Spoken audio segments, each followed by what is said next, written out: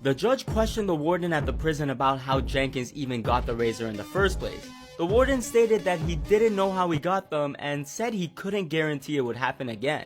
I mean, it's a known fact that inmates always smuggle things into prison and have access to a lot of stuff they shouldn't. But you're telling me that they couldn't even stop a man that was in solitary confinement for 23 hours of the day while he was being checked up on every 15 minutes by a guard and had a camera placed in his cell?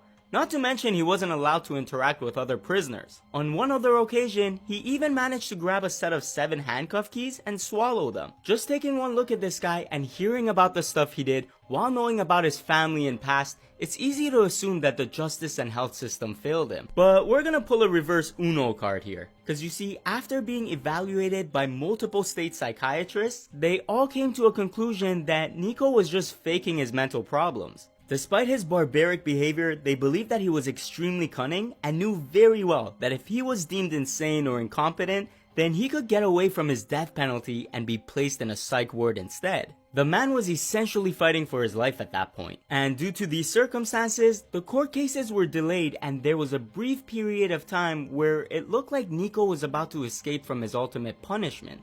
Not fit to face the death penalty. A ruling today changes the next step in the case of convicted killer Nikko Jenkins. The death penalty is not a sentencing option tonight for the man convicted of killing 4 people in Omaha. However, in May of 2017, a panel of 3 judges had to make the final decision. The only way this death penalty could be implemented was if all 3 judges agreed unanimously to the death sentence. Therefore, this panel finds that the death penalty is appropriate, should be, and is hereby given for each of the 4 murders by the defendant. It was finally official. After many years of terror, one of the most cold-blooded criminals was finally getting what he deserved.